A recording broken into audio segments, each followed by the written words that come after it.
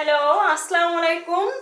আজ আপনাদের সামনে নিয়ে আসছি সাবুর স্যুপ কিভাবে রান্না করতে হয়। আপনারা দেখেন কিভাবে সাবুর স্যুপ রান্না করতে হয়। প্রথমে আমি সাবুটাকে ঢেলে দিলাম, এটা পরিষ্কার করে প্রায় 7 থেকে 8 মিনিট আমি ধুয়ে রেখে দিয়েছিলাম। এখন এখানে আমি 2 বাটি মেপে মেপে একদম ব্যাস দিলাম। আপনারা সাবুর আসলে পরিমাণ বুঝে পানি দিতে হবে। আমার এখানে একটু বেশি ছিল সাবু, তো যার কারণে এটাকে একটু ঘন হয়ে যাবে, তো আমি একটু বেশি দিয়ে দিলাম পানিটা। এখন এটা ফুটবে। এটা অবশ্য একটু নাড়ায় নাড়ায় দিতে হয়, কারণ নিচে লেগে যায়, সাবু নাড়িয়ে না দিলে নিচে লেগে যায়।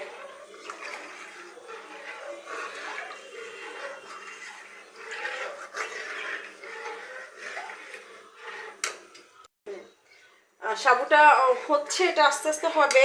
এবং তার পাশাপাশি আমি এখানে পাস্তা, বিটরুট অ্যান্ড আলু, পেঁয়াজ, এই চারটা আমি আগে থেকে সিদ্ধ করে রেখে দিছি, কারণ এটা আগে থেকে সিদ্ধ করতে হয়। এটা আমি সিদ্ধ করে রেখে দিছি। এটা হচ্ছে এটা হবে। এটা একটু ফুটে গেলেই আমি এগুলো দিয়ে দিব ভেতরে। এটা বলক আসার আগেই আমি এর সাথে একটু অ্যাড দিচ্ছি বিট লবণ।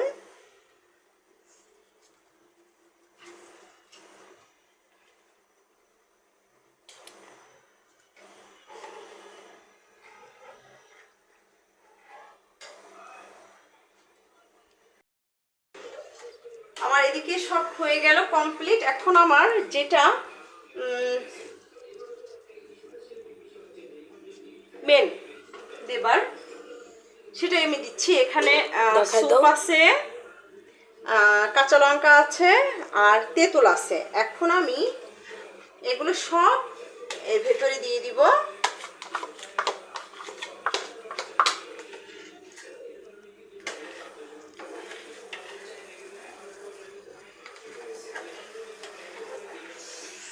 ঘ্রাণ আসতেছে।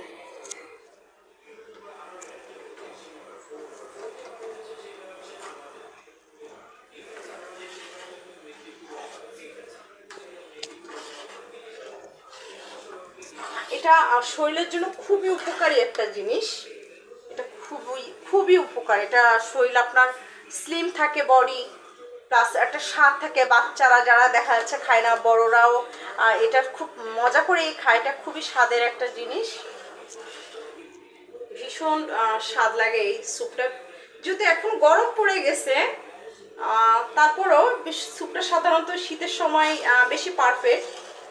ঠিক আছে, তো দেখা যাচ্ছে ঘরে সুস্থ হলো, কিছু ভাল লাগছে না তার মুখে, আপনি ঝটপট করে এই স্যুপটা তৈরি করে দিতে পারেন।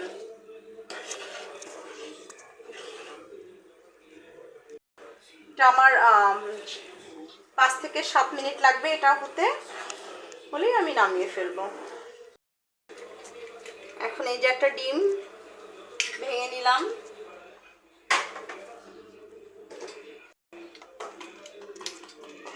সুন্দর করে একটু ফেটে নিই, চামচ লাগাইনি, হাতটা দিয়ে একটু ভালো করে সুন্দর করে ফেটে নিলাম। ব্যাস,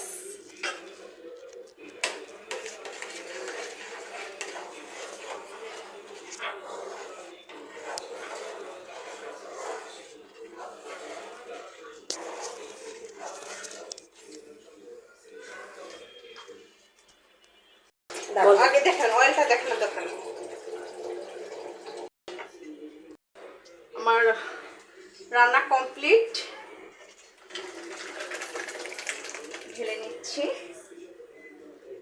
হয়ে গেছে। ব্যাস, দেখেন অসাধারণ একটা কালার হয়েছে, অনেক সুন্দর একটা কালার হয়েছে। ঘ্রাণ আসতেছে অনেক। ওকে, আল্লাহ হাফেজ।